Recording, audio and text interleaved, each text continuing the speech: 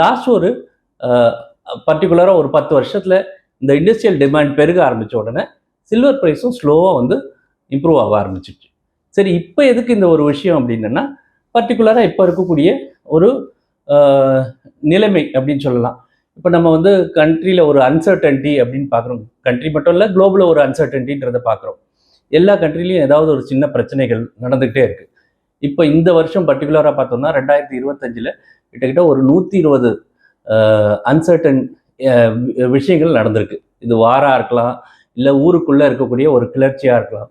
நீங்கள் பக்கத்தில் இருக்கக்கூடிய நம்மளுடைய பக்கத்தில் இருக்கக்கூடிய நாடுகள்லையும் பார்த்தீங்கன்னா அங்கங்கே ஒரு பிரச்சனை ஓடிக்கிட்டே தான் இருக்குது.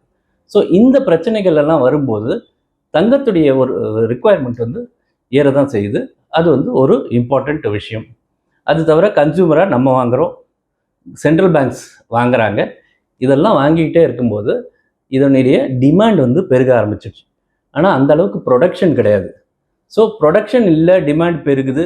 இன்னொரு சைடில் யூஎஸ் டாலருடைய அந்த ரிசர்வ் ஸ்டேட்டஸ் வந்து குறைஞ்சிட்டு இருக்கு. அப்படிங்கும்போது இந்த தேவையான தங்கத்துடைய தேவை வந்து உயர்ந்திருக்கு.